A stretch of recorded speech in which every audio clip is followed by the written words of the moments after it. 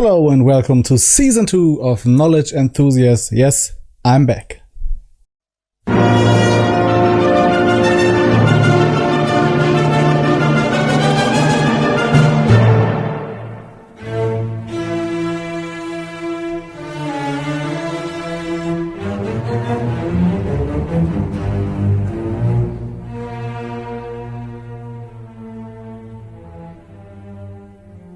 Hi, this is Season 2 of Knowledge Enthusiast, and as you might have noticed, I was a little bit absent the last month.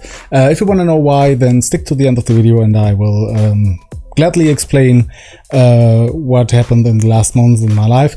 But the most important thing is I am back and Season 2 is here, which means from August to February we will have, I hope, one new video every 2 weeks, while I do also stuff on other channels. I will explain that also at the end of the video. Just for the beginning, my name is Ossi KE. I'm 32 years old. I'm a former history student and video game journalist. I was born in East Germany and raised in Hamburg, and this there is the info text box where I will put information that I might have missed or wrongfully stated. Season 2 will be, I hope, with a little shorter videos, so not that much insight, not that much trouble to make them. And to stick to that plan, let's begin with Oversimplified. Yes, they're back. First, the French Revolution, and sometime later we will watch the Napoleonic Wars, which is, as of now, the newest video. So let's begin. This video was made possible by NordVPN. Get protected by clicking the link below and get an amazing 75% off. That's only $2.99 per month with an additional month free for a limited time. Also, new French Revolution merch available now in the store, including King Louis and Marie Antoinette character pins, complete with detachable heads. And I always wondered when I seen this ad, they're detachable heads. So how do you put them on your clothes without the heads falling off? Also, this is a bit cruel. It's like the real thing. So I said to the Marquis de la Fufayette, "What do you think I am? Some dirty peasant? I've never worked a day in my life." Wow, that Marie Antoinette sure is pretty. Sure is. Wouldn't want to be Prince Louis though. That's going to be a lot of responsibility when he becomes king, especially since France is in financial ruin. Quite. Thank you one and all for attending the royal marriage of my grandson, the future King of France, to the Archduchess of Austria. Now for the very awkward yet historically accurate part of the ceremony. First of all, bedding, I think, was more or less common in France and Great Britain. I'm not sure if everywhere else. Might have been popular in the HRE as well, but yeah, it's just today, when you marry today, you have contracts you set up, and there is even, I think, at least here in Germany, in some parts, there are still laws that you have to conceive the marriage for it to actually count legally. So I'm not married. I have no clue how if this still is a thing. But in the past, it was like, yeah, how can you make sure that these two are really married? Because being married was only seen as fulfilled if they went to bed with each other. And so yeah, you have to have someone to watch that to make absolutely sure that this is what happened. I wouldn't want this. I'm not a person who wants to be watched in the bedroom at any time. Not only when going to bed with my girlfriend, but at any time. Yeah. Where we all watch them get into bed together.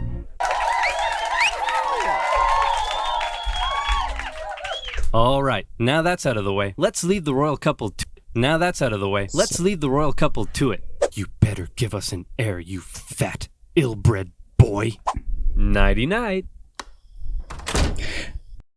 I'm not sure if they would go away until they really make sure that the marriage is conceived. Is that the right word? If it's not the right word, they will have a correction on that. Or if they would actually watch them boink. But as he states later, there are rumors that she still is unboinked, so yeah, make of it what you want. I wasn't there.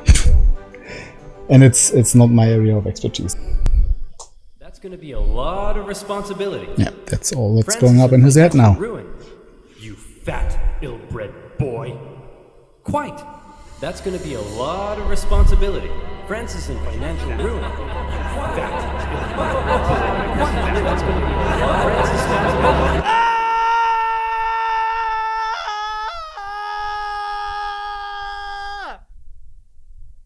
Oh, great. He's a freaking weirdo. France, the most prosperous, cultured, and beautiful nation in the world, as it had been for centuries. An exquisite social culture, with the king and the upper classes throwing crazy parties every night, enjoying high living and fine dining. You have to remember at this point, this is 1780s, where in most other countries you don't have this level of nobility, in the sense of, like, France was an absolute monarchy, which was pretty unique at that time for a nation state, because you still had the Holy Roman Empire, which was pro forma ruled by the emperor, but had many kings and other nobility who were more or less autonomous, especially in Austria and Prussia. And even in Prussia, you didn't have this level of absolutism. In Great Britain, it was actually, I think they never were really absolute monarchs since the how was it called? Here with the barons, King John, Magna Carta. That's what the Magna Carta, which had some rules put on the king so that he is not absolute. And then they had, after the Tudors, King James I, and so on and so on. And I think by this point, yeah, it's the Georgian times. So there was like 100 years before, there was a time where the UK didn't even had a monarchy, because they were overthrown by Oliver Cromwell, I think was his name. Cromwell, something like that, who overthrew King Charles I and beheaded him. And then you had, like 12 years later, I think, you had King Charles II, who was reinstated as king, and he was known for throwing parties, but not at this level. He was not absolute. He was challenged by politicians, he was challenged by the public to some degree, but in France you didn't have that. You had the nobility who could do whatever they want and get away with it, because they're the nobility, which incidentally they couldn't get away with. Classes throwing crazy parties every night, enjoying high living and fine dining. Who cares that they were only able to do so off the backs of the hard-working, starving poor? What are they gonna do? Revolt? They're only 80% of the population. No. Life in France is great. What's that, France? You want to go to war with Britain and increase your power? Go for it, little buddy. You do you. And you lost. Now you're in severe financial debt. We have no money. I really hope they do the 7-Year War, which in America is, I think, known as the French-Indian War or something like that, and went on for 9 years. not 7, but there was a whole conflict on the European continent as well, but the French mostly fighting in the USA. And yeah, they lost. They lost a lot of territories, and we will at some point go on to the American Revolution, which is a direct follow-up to the 7 Years' War. And because Britain, even though they won, they were also out of money because wars were costly at that time. And you lost. Now you're in severe financial all of debt. Canada. We have no money. What do? Should we stop partying? Heck no. Party harder. That's okay. The peasantry will pick up the slack. They were created by God to do all the work, and you were created to reap all the benefits and party hard. That's just how society works, and we've all... And that's a very interesting point, which he will tackle on in the Napoleonic Wars videos again. Even though the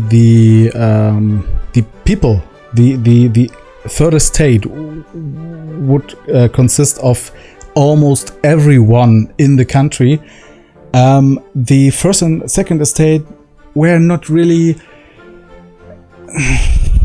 they were not really afraid of them. They didn't think of, yeah, they would rebel against us because of religion. They this system, I mean, clergy is first estate, they're on the top of the crop, and they would just say, yes, this is how God has intended it to be. So if you rebel against it, you are practically against God. And France, even after the 30-Year War, was heavily Catholic, and the Catholic Church had a lot of power there. And the third estate also, with Enlightenment, okay, they got some ideas, but not really a plan what to do, not really. They hesitated because of this system, which is supposed to be by divine power, by God. And also because there was not this final trigger. This final trigger came lastly when they starved. And at that point, you have to say, okay, either way, if I die because God strikes me down, then so be it, because I will die if I don't eat.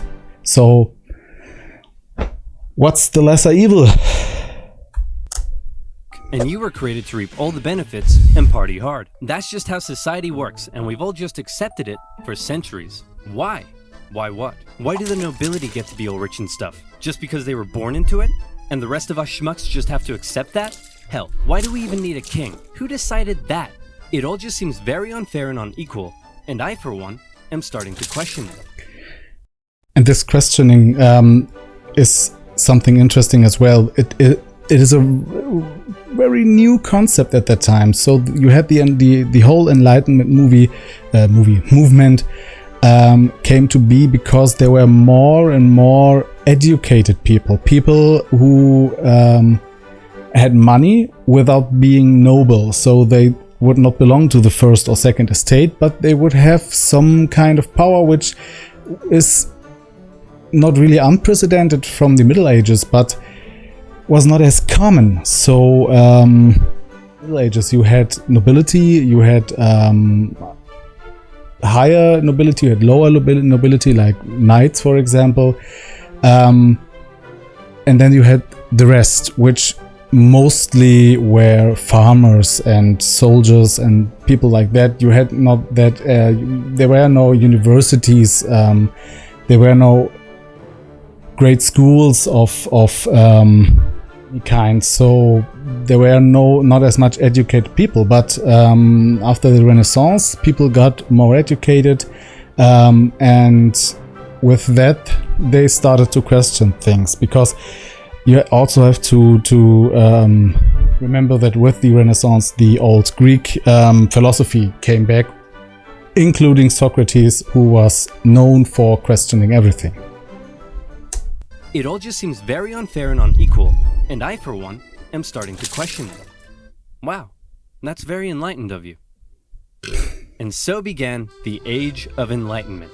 Great philosophical thinkers across France and beyond began to question whether this beautiful nation was really all that beautiful after all. Hey Prince Louis, bad news. Your grandpop died of smallpox this morning, which means good news, you're now the king. So just to sum up, France is in severe financial debt, and the angry populace are beginning to question how necessary you are. But hey, I believe in you, champ. You got this. Maybe. Oh no! Spoiler, Prince Louis Capet became King Louis XVI in May 1774. He was a notoriously weak man, and he knew it. He barely had the wisdom to rule a nation, never mind one in crisis. And we also saw this when we watched the Russian Revolution. All this, what we talked about, what they talked about earlier, combine this with weak leadership, like you had in Russia, for example. Tsar Alexander Tsar Nikolai II was weak, and he admitted being weak. He knew he was being weak, and did even stupider stuff to seem less weak, but which made him look even more weak. So this is really a problem for the nobility, for the society, because you have these problems and then you have a weak ruler. So off with his head. He knew it. He barely had the wisdom to rule a nation, never mind one in crisis, and he was easily manipulated by those around him. One of his first acts was to try to get revenge on the British by financing their American colonies' revolution. Hey, we're an independent nation now. That was real swell of you, Louis. Couldn't have done it without you. Glad I could help. So hey, about all that money we lent you. Not only money, it's often forgotten that the French also had some fighting to do in the American Revolution, and yeah, there are many voices who say they were not treated right afterwards, because even today France, especially in the US, is viewed as a weak nation, a nation of surrendering, even though they have a great history of kicking asses, and which they also did in the American Revolution to some degree, but yet it's not very. The Americans were not really that thankful. I never understood why. Maybe because if they would agree that they had foreign help, then are they really independent? I don't know.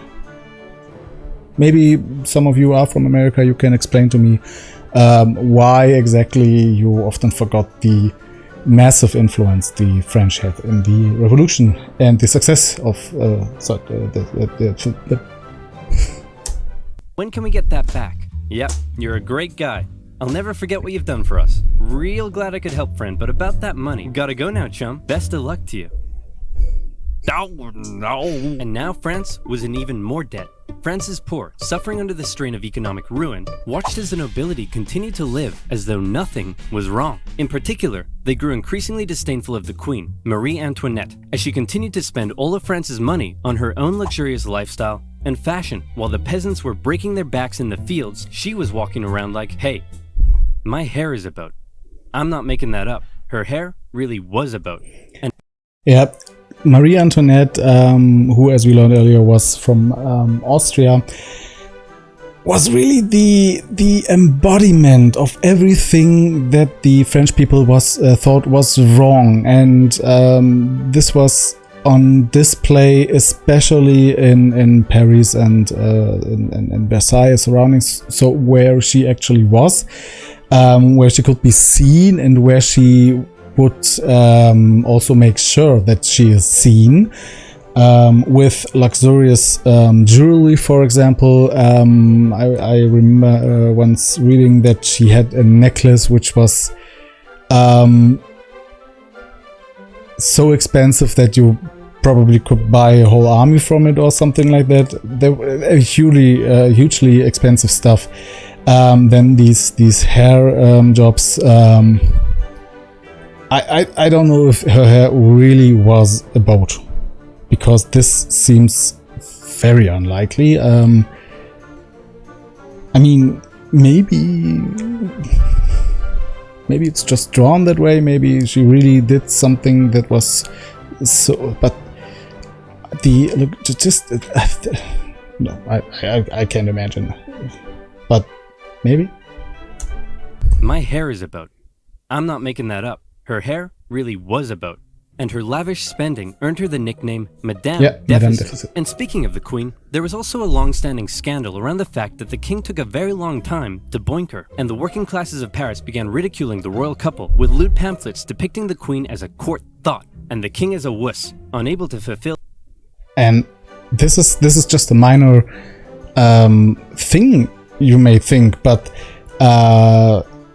making caricatures, you know what I mean, of royals is, especially in an absolute monarchy, high treason.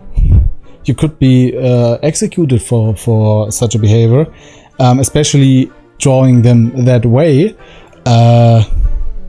So firstly, the fact that someone was bold enough to draw this, and then also this really tells something about the society and about how they view their king, because maybe he did this and thought nothing will happen because it's such a weak person. With lewd pamphlets depicting the Queen as a court thought and the king as a wuss, unable to fulfill his marital duty. Respect for the monarchy was at an all-time low, as France's finances were spiraling out of control, and the king and his aides really only had one solution to the crisis: tax the poor. Tax the poor. We could do a sexy calendar shoot. I mean, tax the poor. And why would you tax the poor and not the rich? Same reason why you don't do that today. Because what I mentioned earlier, the poor, you don't expect the poor to fight back against it. They are not organized. They let you do that with them. Whereas the rich have money. They can... they have influence over you. They have influence over other people. So if the rich go on to the poor people and say, because the rich were taxed, and then they say, oh no, that's not fair. I go to my people and tell them that you are a bad person, and then they will fight against you. You don't want that, because people with power, you want to keep them close, and you want to keep them your allies. So that's why you don't tax the rich, because it might bite you in the back. And as we will learn now, it really bit them in the back that they tax the poor, but the chances were lower than when they go ahead and tax the rich, even though they are the ones who could provide more money than the poor. But also they have power and influence. Shoot. I mean, tax the poor. And so it was. The poor, who were already struggling to make ends meet, found themselves being taxed from every direction. Hey, I'm the royal tax collector. Looks like you've yet to pay your income tax, head tax. By the way, how many windows you got in that house of yours? 3? Oof, yep. There's gonna be a tax for that. Hey. I mean, I heard of something similar in the US. Correct me if I'm wrong, and I will research this after. But I once read that in the US, some people actually did cement or put bricks in their windows, so they would have less windows and have less tax to pay for that windows. I don't know if they had the same in France. I mean, they may have had a window tax, but if they were then bricked up. But I know I know is a strong word. I mean, I'm very confident that I read about this being a thing in New York, New Jersey, somewhere, even in the museum where you can see this today, because the museum originally was just a plain house and became a museum later, and has still some windows bricked. I don't know, maybe I've seen it at CPG Gray. I will put it in the info text box. In that house of yours. 3? Oof, yep. There's gonna be a tax for that. Hey, your local priest here. Have you paid your church tithe yet? Well, at least this one is going to the good work of God. Sure. God. I think this year God wants me to buy a new swimming pool. Hey, private tax collector here. Oh, and I brought some goons with me. Just a few quick questions. How much salt did you buy this year? About 7 kilos, I think? Yep. Okay, there's gonna be a tax for that. Oh, what's that over there? And that's extra salt I held over from last year, so I wouldn't have to buy as much this year. Oh, yeah, there's a tax for that. And what are you doing with all this salt? Well, obviously cooking. On the table. Yep. And preserving fish and meat. Oh no. Yep, and there's a tax for that. Hey, how old is he? He's 9. And so he's purchased his required amount of salt for this year, right? What? No, he's 9. Uh-oh. Sorry, little Timmy. Looks like I'm gonna have to tax you for that. I don't know if they really taxed children, but what didn't they tax at that point? Salty. There's gonna be a tax for that. And that's not all. A huge portion of the peasants' harvest had to be given up. And there was also the labor tax, which was normal. A tenth, as far as I remember, in most parts of Germany, you had to give up a tenth of everything that you produced. So if you made 100 kilos of grain, would have to give 10 kilos of that to the local nobility or the king or whatever is collecting it. And I think those could be stacked. So if, for example, the landlord comes and says, yes, I want to have a lisp. Yes, I want my 10th. And then the, let's say the bishop comes around and says, yes, I want to have my 10th. Then the king and duke come around and say, yes, we also want. I think there wasn't really much less, and I'm not sure if I remember correctly if you had to give a 10th or you could keep a 10th. I will research that and will put it in the info text box as well. Sorry guys, I haven't done this in a while. New setup and everything. This video might not be up to par what you expect from me, but hey, maybe you learn one thing or twice. I mean, this is not about me teaching you things, this is about learning together, so.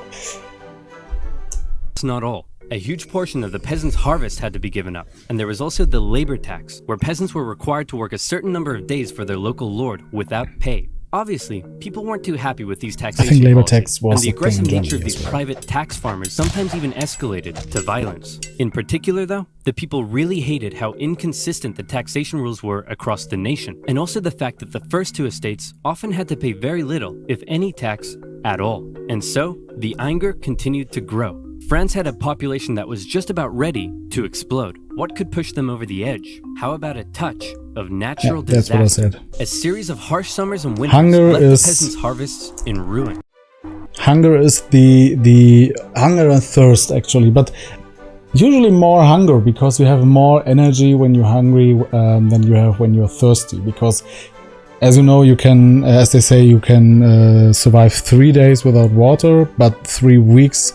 Depending on how fat you are, I mean, I maybe could survive longer, but you could last much longer without food because your body has resources that it can use the same way that it would if you would eat until they are gone. But before they are gone, you have pretty much as much energy, not as much energy, but you have energy you can use and fight for not starving. Whereas when you're thirsty, you don't have that much energy left to fight for anything. But yeah, hunger is a really driving force. And I mean, look at the ship catastrophe that was the origin for Moby Dick. And also a movie with Chris Hemsworth, I think, about them, those whale hunters being rammed by a whale and then shipwrecked and in their lifeboats and eating the dead so they wouldn't starve. which is something you really have to want to do, to eat another person, at least in our cultures. So when you drop that low, you would pretty much do anything just to not starve.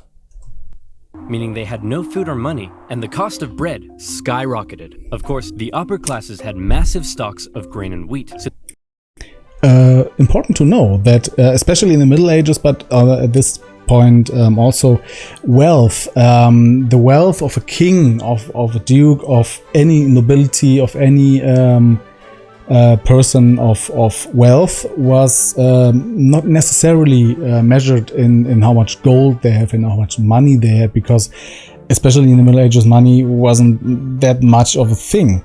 It really was how much food they had in stock, how much grain, how much not really bread, because if you have already bread, then it could spoil much faster than the grain. This is why especially the rich and the nobility always have food stored and are not concerned about starving.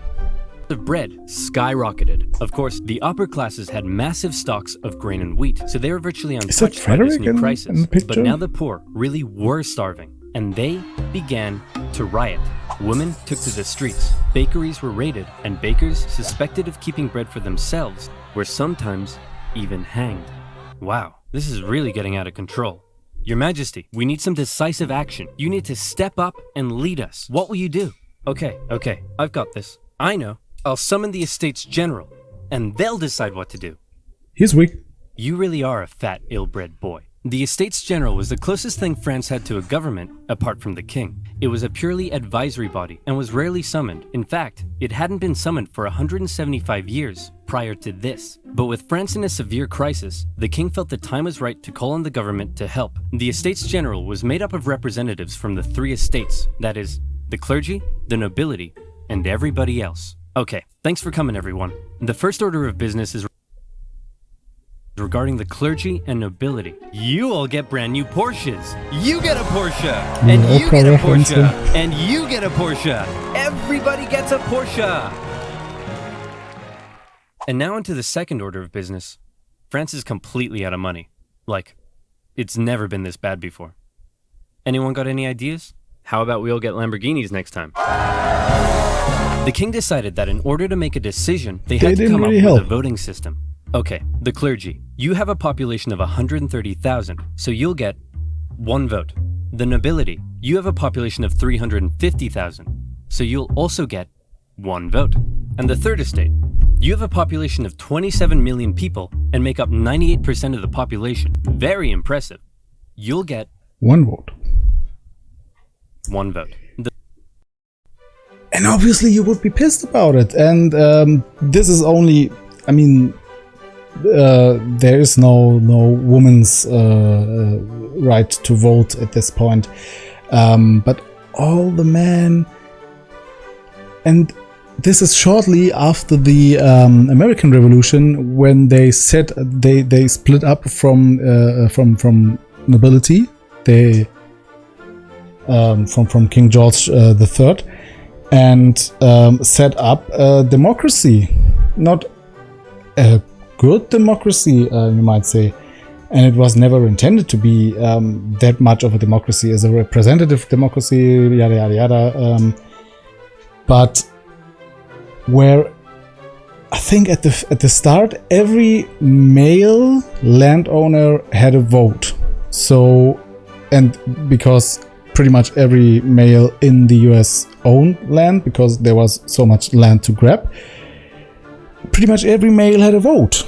And here you have a collective vote for 27 million people who just saw that it could be different and their voices could be heard, and a French nobility who just saw that America had a revolution because they were taxed without representation, which is pretty much a theme here, because they also get no real representation.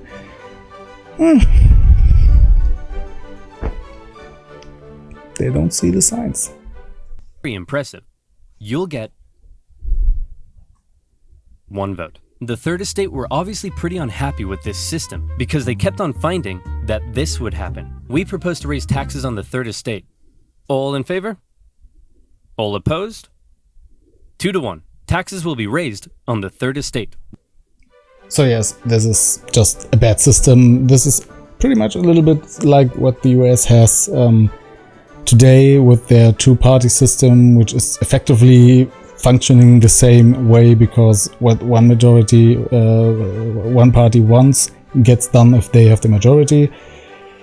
So those who are in power are the ones making the laws without really much a need for opposition, without a need for compromise, because they will do what they want anyway. So whereas in Germany we have a 7-party system, there have to be compromises done even for those in power, because there is no absolute power. So, for example, right now the CDU and the SPD, who are pretty much opposite on the political spectrum, it's like Republicans and Democrats smash together in one coalition, and when they want something done, then they have to make compromises so both parties are satisfied. All opposed?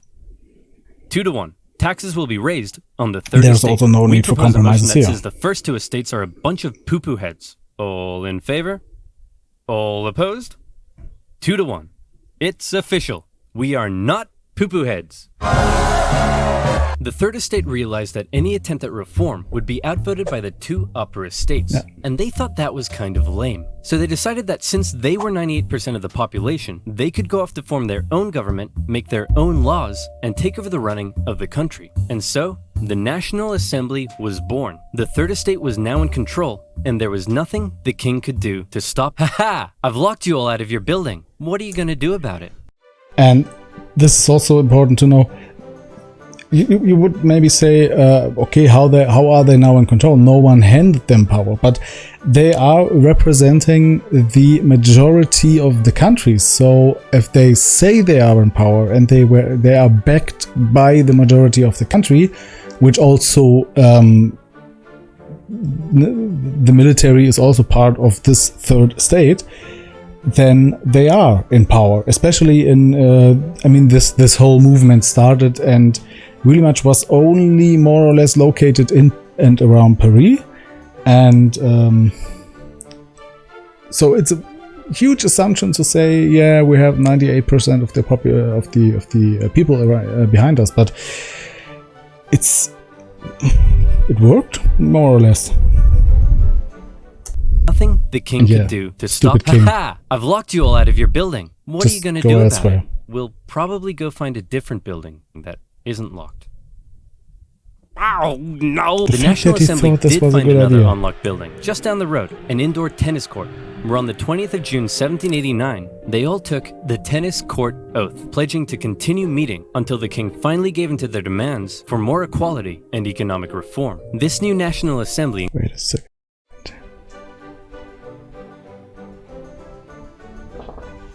I mean, it even looks like as if this person above the quotation marks is a military person. You have these crossed, however it's called, but you know what I mean. So this oh, there the green screen ends. This person here, there, looks like military person. And if you have the military, you have the country. It's that easy. It always was.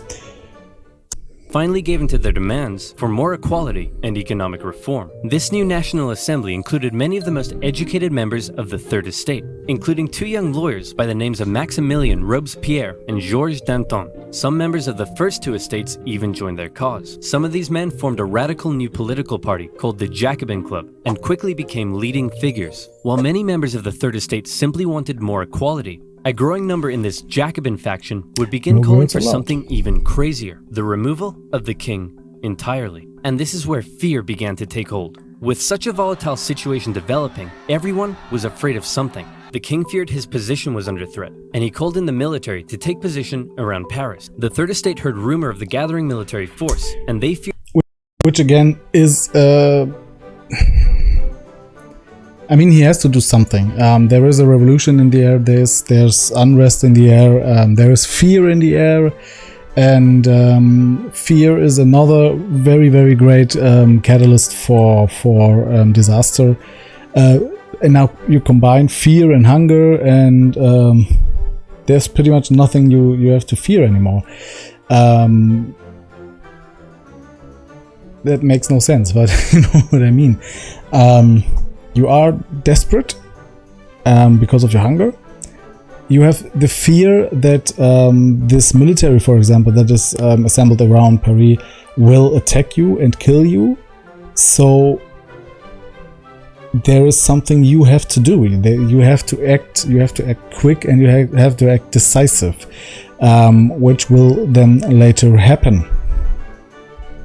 To take position around Paris. The Third Estate heard rumor of the gathering military force, and they feared the king was planning to round them up and arrest them. Maybe he'd even execute them. It also didn't help that the king had just dismissed France's popular finance minister, who had been trying to make reforms himself. It seemed the king was done negotiating. Fear, left unchecked, often boils over into anger, and anger detonates with violence. The angry people of Paris, after centuries of cruel inequality, harsh oppression, even starvation, fearful of having their new movement for reform demolished so soon, decided that it was now or never to take action. Screw reform. They decided they'd do one better. How about revolution? The people of Paris, believing the French military was preparing to attack, decided they should arm themselves. The National Assembly announced the creation of a bourgeois militia, the National Guard, and immediately many troops from the French military, which, if I remember correctly, was kind of inspired by the Minutemen of the US, but I could be wrong there. Bourgeois militia, the National Guard, and immediately many troops from the French military defected over to the revolutionary side. In the early hours of July 14th, 1789, a large crowd stormed and raided the Hôtel des Invalides, a military hospital where they were able to secure a large number of rifles. The bad news was they weren't able to find any gunpowder for their new weapons. The good news was they knew exactly where to get some. A prison fortress and a symbol of royal tyranny towering over Paris, the Bastille. Mid-morning, the crowd gathered around the Bastille.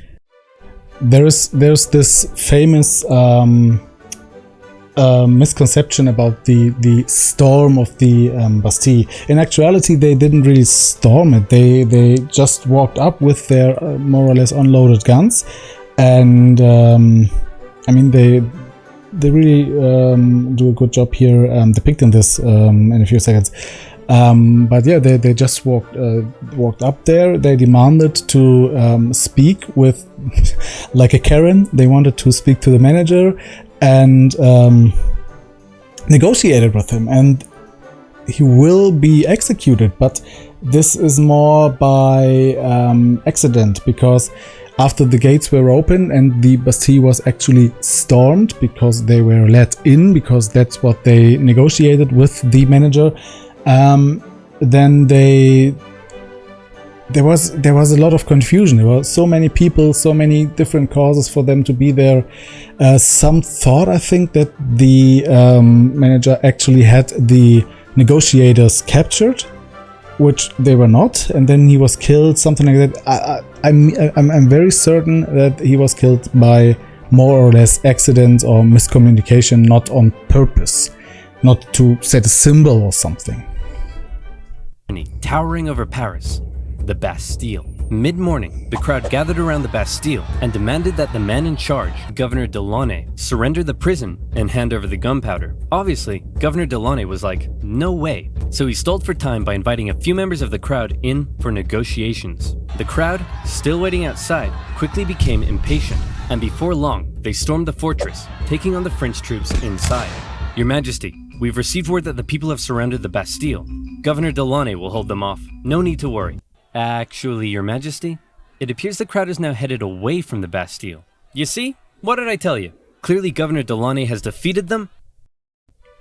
I'm really sure this is also a big oversimplification. I think that Louis, especially in those times, would be in Versailles, not in Paris. And Versailles is like I think 20 kilometers away from Paris, and even more from this from the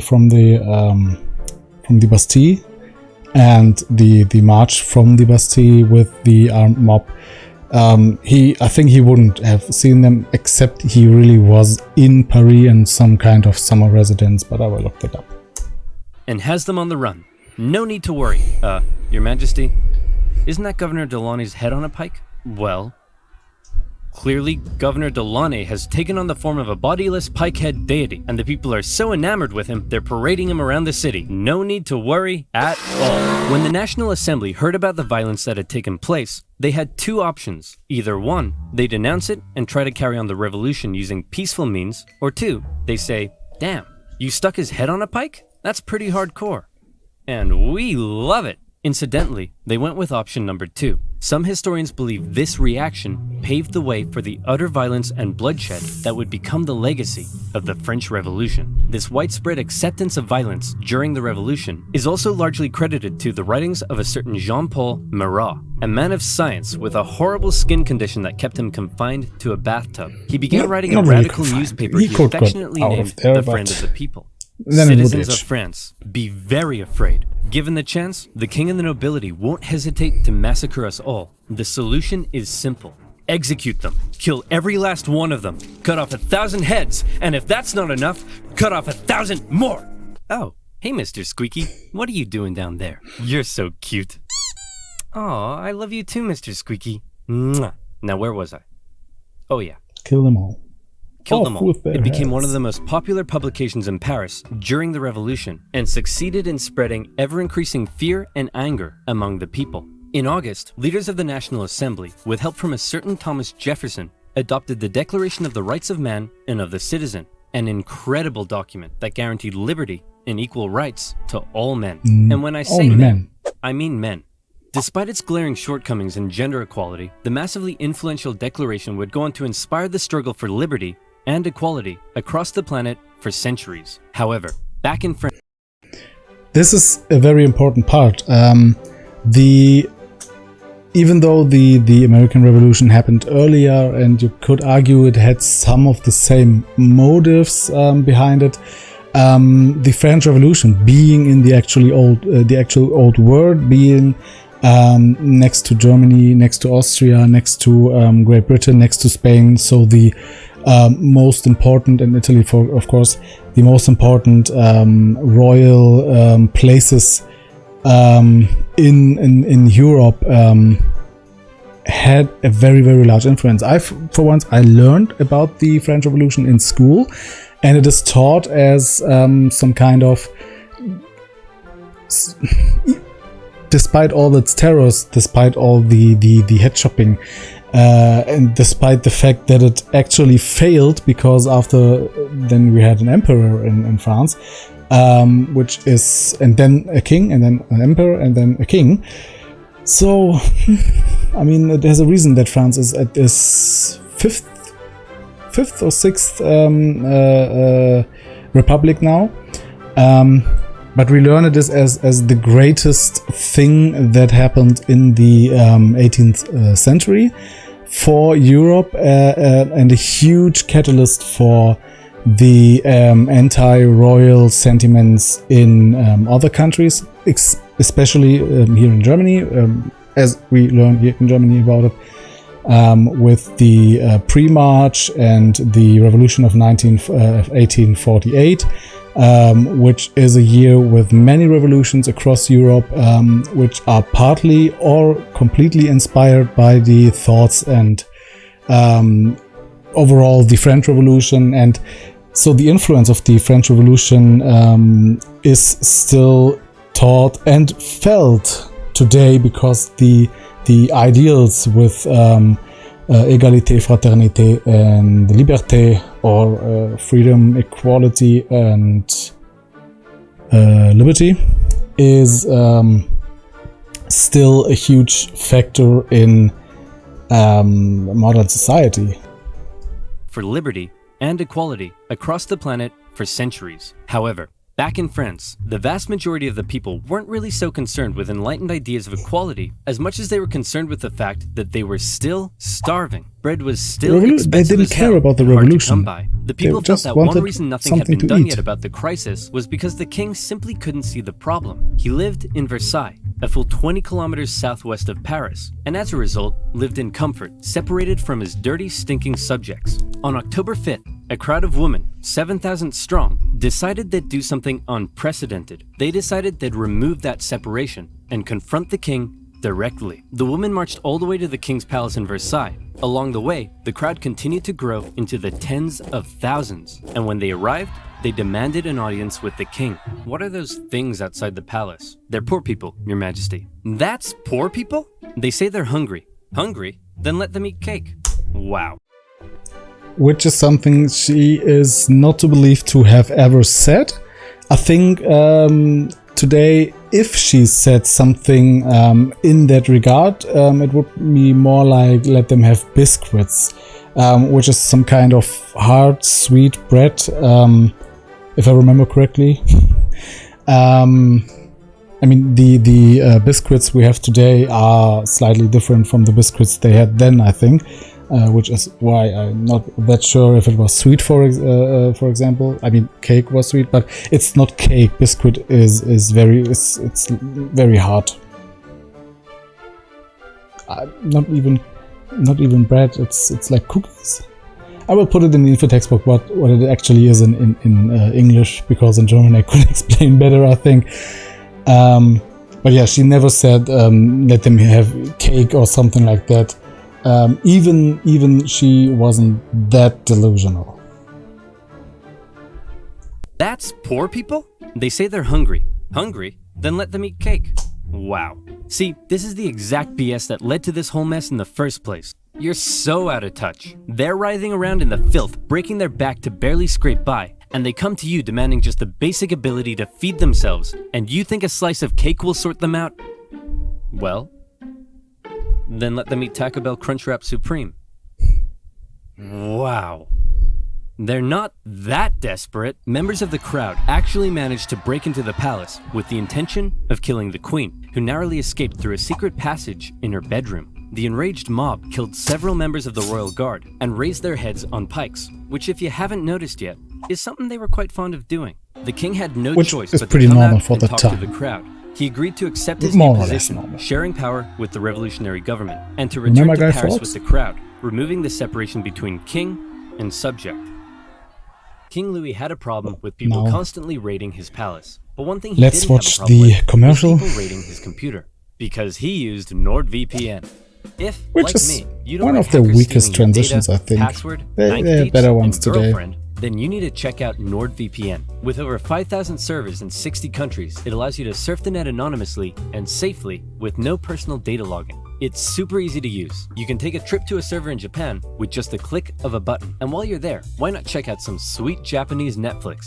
Or maybe you want to watch a certain Oversimplified video that for some reason has been blocked in your country. Not because it's censored. NordVPN, you can. NordVPN gives you access to super fast and I have servers also and much I have to watch and this. if you're not happy with it comes with a 30-day money Which back I can, guarantee. because it is on Get YouTube, but NordVPN now not by on clicking their the channel. link below, nordvpn.com/oversimplified, and get an amazing 75% off. Go support them. $2.99 Go watch the per original month with video an in the additional description. month free for a limited time, and you'll also be helping to support my channel. So again, that's nordvpn.com/oversimplified. So much for the first part of the French Revolution. We will watch the second part in a later video, not the next one I think, but the one after. So briefly, what happened in the last month. I think the last upload I had was in October 2020, and then I went pretty much off. I mean, those who are on the Discord server knew that I had very much personal going on at that point, especially because I had 3 court cases ongoing, 2 against me, 1 from me with my old employer, then with my ex-girlfriend, and then with my landlord here. So far I've won 2 of them, 1 is still ongoing, which will drag on, but won't take that much time. And also at around that time the US presidential election happened, with all the aftermath, with all the dragged out days where the numbers of votes slowly increased, and I was watching 24/7 CNN, and I just didn't want to miss anything, so I didn't record anything, I didn't cut anything, because I was so focused on those elections. Then the insurrection in January happened, and then the court cases actually came, and I had to prepare for that. And then so much time has gone by that I thought, ooh, how do I restart this? And then I had the idea to create 3 YouTube accounts, 2 in English, 1 in German. The German one will mostly feature game shows I'm actually doing a concept for, and want to host with actual money wins. So if you speak German and you are from Germany, Switzerland or Austria, you can go to readyplay.de/teilnehmen, and then you can register for as a candidate and maybe win some money if you win the game show, one of many game shows I'm planning to do. Then and the 2 English speaking channels will be this one with comments and reaction videos, and the gaming channel with for example GeoGuessr, Rainbow Six Siege, Age of Empires, Minecraft, maybe something like that. And yeah, I was working on that, especially those game shows. They don't write themselves. You have to do a lot of research, which I have done, and which will unfold now. The first video should actually already be up on the channel by the time this video goes up, because I plan to do them on the same day, which is the 1st of August, which is start of the 2nd season of Knowledge Enthusiast and start of the 1st season of the game shows, and almost start of the 1st season of game videos, which I won't do in seasons, I think, because they're the most effortless of them all, because I just have to record me gaming and that's all. I don't have to edit that much, I don't have to research that much, which I do here. So yeah, stay tuned for that. I will link the 2 channels in the description. I will also link the site readyplay.de in the description. If you want me to comment or react to anything, then put a comment in the comment section.